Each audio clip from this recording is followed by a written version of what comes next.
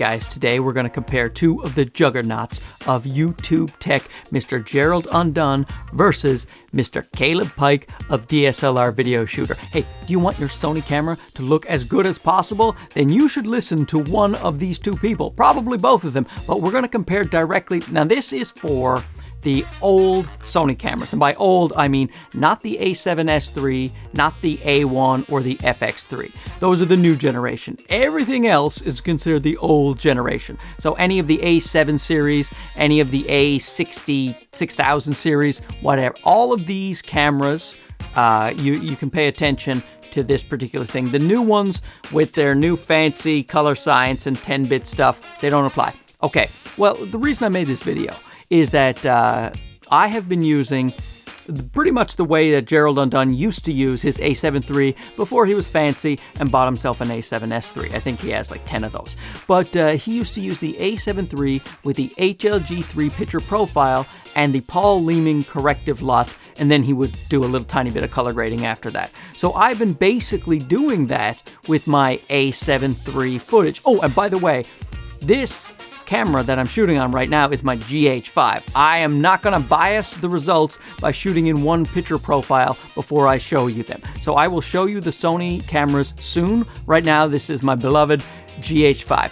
Anyhoozles, I have been using the way that Gerald Undone uses his for the A7 III, but Caleb came out, I think 6 months ago, with this thing where he says that he pretty much fixed Sony colors in S-Log2. So people haven't been able to use S-Log2 very well in the A7 III or any of the Sony previous generation Sony cameras. So he deduced that if you use, because he said the S-Gamut is fake, go watch his video. I'll link it up here about how he did that and why he did that. But since he said the S-Gamut is not real in the previous generation Sony cameras, then you shouldn't use that in combination with S-Log2. You should use the i709 matrix. And so I did that. I followed his instructions, and then I had to do a little color grading afterwards. So I will show you the two back to back now, so you will see which one you prefer. Here we go. So these are Caleb Pike's settings for the Sony last generation. Let's see how this looks.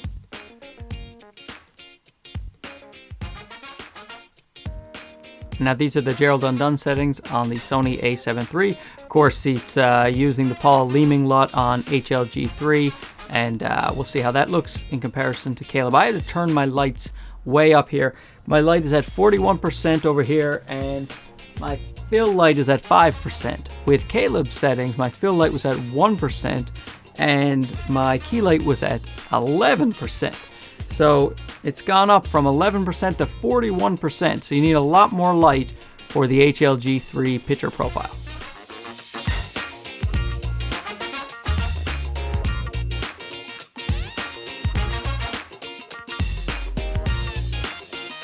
Okay, there you go. What do you think? I think they are both fantastic. I am extremely happy with either one. Now, it depends on a trade-off. And let me just interject a couple of points. I recorded this after when I realized I had forgotten it.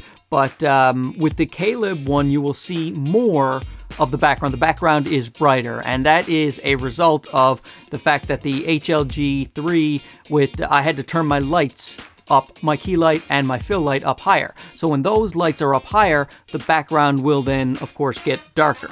Whereas Caleb, I had to turn the lights down a little bit so the background looked brighter in comparison. And that is why you see those differences. And also, I thought the HLG3, the Gerald Undone Leeming LUT profile, I thought that handled the highlights a lot better. My face seemed smoother overall with less changes and less shadows. And that is just probably a result of how HLG handles the footage and handles the highlights as opposed to either of the corrections themselves. Okay, that's it. Let's go back to the video. I had to do way less work with the Paul Leeming LUT, the one that Gerald Undone uses, because it's pretty much just a click and it's corrected for you. And with Caleb's, you basically have to do the color grading all yourself. It's not very difficult because it starts at a pretty good base, but you do have to spend extra time color grading. However, the Caleb's version is free. It's just settings you can dial in yourself, and then it's up to you to color grade. Whereas if you go with the way Gerald does his, you have to go through the Paul Leeming website and purchase his LUT, which I have done and I recommend highly. I'll put links up. I have lots of videos, well, maybe not lots. I have a few videos about using the Paul Leeming corrective LUT. I absolutely love it. And there's my conclusion. I am probably going to use the Leeming LUT because I've already purchased it and it suits my workflow very well, and it helps me match my cameras when I want to do that because the Leeming LUT's available for many different cameras.